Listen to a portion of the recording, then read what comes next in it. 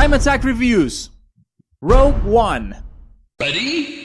Go! Fue muy buena. Yo incluso diría que me gustó más que The Force Awakens, porque no usó el episodio 4 como muleta, sino como destino. Lo primero que se me viene a la mente al hablar del mundo bueno tienen que ser las espectaculares tomas. Al más puro estilo de Star Wars, esta película no tiene reparo cuando se trata de hacerte sentir la magnificencia y la grandiosidad de lo que ves en pantalla. Desde AT-ATs hasta batallas espaciales, desde establecimientos de planetas hasta tomas de la Estrella de la Muerte, esta película ha dado alguna de las mejores visuales que he visto en un largo tiempo. Las interpretaciones también están fenomenales. Felicity Jones es una protagonista fuerte y decidida con una historia cautivadora. Ben Mendelsohn fue el epítome de los cabrones imperiales y su manera de interpretarlo dio en el clavo. Alan Tudyk, a quien no veía desde Maze Runner Scorched Trials, tiene una magnífica interpretación como K2SO, el droide sarcástico. Mads Mikkelsen, el cual está en todo básicamente, tiene algunas de las escenas más dramáticas y poderosas de la película y estuvo fenomenal en ellas. Y el personaje de Donnie Yen fue una locura. El tipo era brutal, era devoto a su causa, y la línea "es broma, soy ciego" fue lo mejor de la película. Por último, hay dos momentos en esta película donde hay personajes hechos con CGI. Muchos en internet los odian, pero yo los adoro. Principalmente porque yo he visto personajes hechos con CGI hechos mal. Muy mal. Incluso personajes que para la época en la que salieron las películas, el CGI ya era malo. En Rogue One, estos personajes se veían bastante bien en mi opinión, y de verdad tuvieron sentido para mí, porque fueron el enlace entre esta película y el episodio 4. Y francamente, no veo esta película sin ninguno de ellos. Por desgracia, hay que hablar del mundo malo, así que ahí va. Algunos de los personajes, pues, no podrían importarme menos. El personaje de Wang Yang, por ejemplo. Se supone que era un personaje de apoyo para el personaje de Donnie Yen, pero nada más. No tenía motivación o motivos, valga la redundancia, para que me importase. Lo mismo pasaba con Forest Whitaker, excepto que este no está mucho en la película, y su voz, pese a que sé por qué habla así, se vuelve fastidiosa. Y por supuesto, todos recordamos la escena con Diego Luna, en la que más de uno dijo, ¡ándate a cagar! Y hablando de andarse a cagar, para allá mandaron a Darth Vader, ¿eh? Lo sé, no es una película de Darth Vader, no es el antagonista principal, ya tuvimos 3 de esas, bla bla bla bla bla. Pero, ¿por qué molestarse en mostrarlo entonces? No solo eso, sino que le dieron las mejores escenas de la condenada película. A fin de cuentas, Rogue One es la película de Star Wars post-Disney que hizo un muy buen trabajo en hacer una historia autónoma excelente, sin dejar de lado el espíritu y sensación de la trilogía original, y en lo personal me gustó más que The Force Awakens. El planeta de Rogue One es una isla habitable.